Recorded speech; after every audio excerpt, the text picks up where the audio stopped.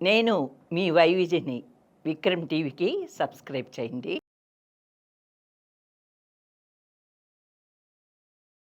గణేష్ నిమజ్జనం కోసం భాగ్యనగరం సిద్ధమవుతోంది. ఈ మేరకు అన్ని ఏర్పాట్లు పూర్తి చేశామని హైదరాబాద్ సిపి సివి ఆనంద్ తెలిపారు. హైదరాబాద్ సిటీ పరిధిలో 15,000, ఇతర జిల్లాల నుంచి మరో 3,000 మంది సిబ్బంది పాల్గొంటున్నారని చెప్పారు. మండపం నిర్వాహకులు నిబంధనల మేరకు పోలీసులకు సహకరిస్తున్నారని వెల్లడించారు. హైకోర్టు ఆదేశాల మేరకు ట్యాంక్ బండ్ పై నిమజ్జనం లేదని అన్నారు. ఎన్టీఆర్ మార్గ్, నెక్లెస్ రోడ్ లో నిమజ్జనం ఏర్పాట్లు జరుగుతున్నాయని పేర్కొన్నారు. రాబోయే రోజుల్లో మరో 8,000 మంది సిబ్బంది నిమజ్జనం బందోబస్తులో పాల్గొంటారని తెలిపారు. అదే సమయంలో మిలాద్-ఉన్ నబీ కార్యక్రమం ఉన్నందున మత పెద్దలతో సమన్వయం చేసుకున్నామని అన్నారు. ఈ నెల 17న పబ్లిక్ గార్డెన్ లో ప్రజాపాలన దినోత్సవ కార్యక్రమం, పేరడే గ్రౌండ్ లో మరో కార్యక్రమం ఉందని సిపి ప్రకటించారు. నిమజ్జనం చూసేందుకు వచ్చే భక్తులు నిబంధనలు పాటించి పోలీసులకు సహకరించాలని సూచించారు. ఒక విగ్రహానికి ఒక వాహనానికే అనుమతి. ఆ వాహనంపై లౌడ్ స్పీకర్ అమర్చకూడదు. నిమజ్జనం రోజు వాహనాలపై డీజేతో కూడిన మ్యూజికల్ సిస్టమ్స్ ను అనుమతించరు.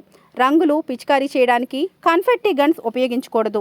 మద్యం మత్తులో ఉన్నవారిని, మత్తు పదార్థాలు కలిగి ఉన్నవారిని విగ్రహం ఉన్న వాహనాల్లోకి అనుమతించరు. రహదారిపై వెళ్లేటప్పుడు వాహనం ట్రాఫిక్ ను ప్రభావితం చేయకూడదు.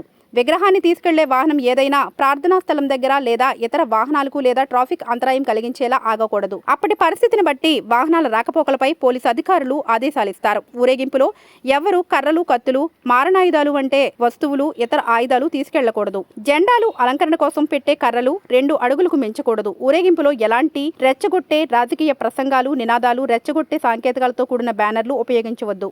ఏ వర్గం ప్రజల మనోభావాలు దెబ్బతీసేలా రెచ్చగొట్టే చర్యలకు పాల్పడకూడదు. ఊరేగింపు సమయంలో బాణసంచా కాల్చరాదు. ఏదైనా అత్యవసర పరిస్థితిలో డయల్ 100కి కాల్ చేయాలి.